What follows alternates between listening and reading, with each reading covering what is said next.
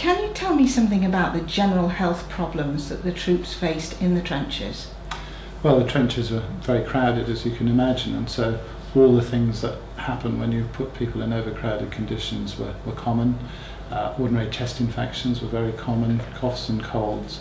And of course some of the troops have been exposed to gas attacks, and that damages the lungs and makes them more likely to get infections in the lungs and in the eyes.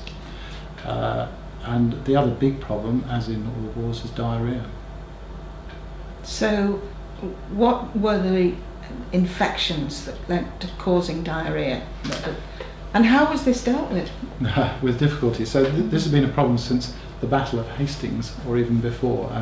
Going back through the millennia, diarrheal disease of various sorts has been a problem for armies.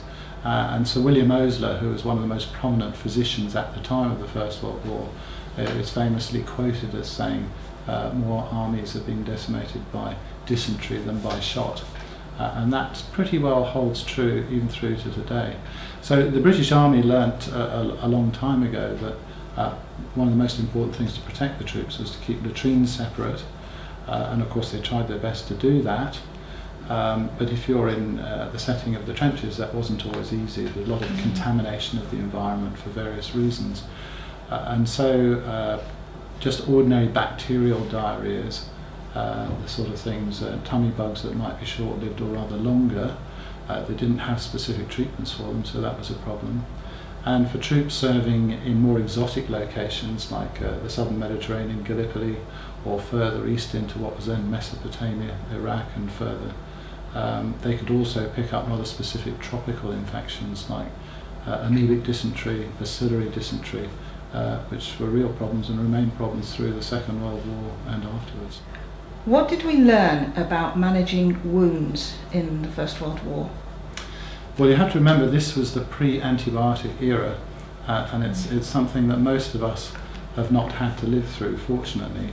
And so just what seems like a minor infection today could very rapidly become lethal, could cause septicemia and spread around the system. And so people had to learn how to deal with things very fast. And to give one example in which Liverpool took a role, not so much the tropical school, but Liverpool physicians, as the management of something called gas gangrene. And this is an infection that you get into wounds that have been contaminated. So if you have a bullet wound, it will often take in bits of uniform or whatever into the wound. The bone will often be shattered and there might be soil contaminating it. And in that kind of environment, all sorts of bugs multiply. They like that. It's rather like rotting inside your flesh, and it releases gas, so the smell is quite disgusting, and the whole infected wound sort of swells up, and if you press it you can feel little pockets of gas. It's a little bit like popping those little plastic things you use for wrapping up fragile items. And this was a much feared thing, because once it set in, the only treatment in those days was often very radical operations, quite often amputations, just to save a life. Right. So this, for example, is a marvellous paper. This is by Frances Ivans, who was a formidable woman from Liverpool. She was an obstetrician, but she went and set up and ran with extreme efficiency large field hospitals in France, and the French admired her greatly. But not only did she deal with the troops very well, she also wrote up her observations, and this paper is a clinical study of anaerobic wound infection with an analysis of 107 cases of gas gangrene. Mm-hmm. And to me it makes quite remarkable reading. In these 107 cases there were also 7 cases of tetanus, another old-fashioned infection you get from contamination of wounds with bugs that like living in deep dark places.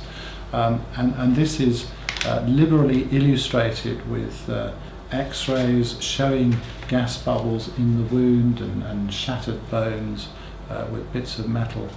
So it's really quite outstanding. And the way they managed them and actually managed to save a large number of lives is really interesting. They had no antibiotics, but they had microbiologists in the field who would take a swab from these wounds, put them under a microscope and give them a diagnosis at the bedside. Quite astonishing.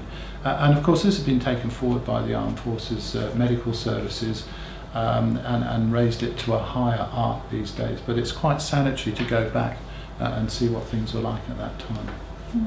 Thank you.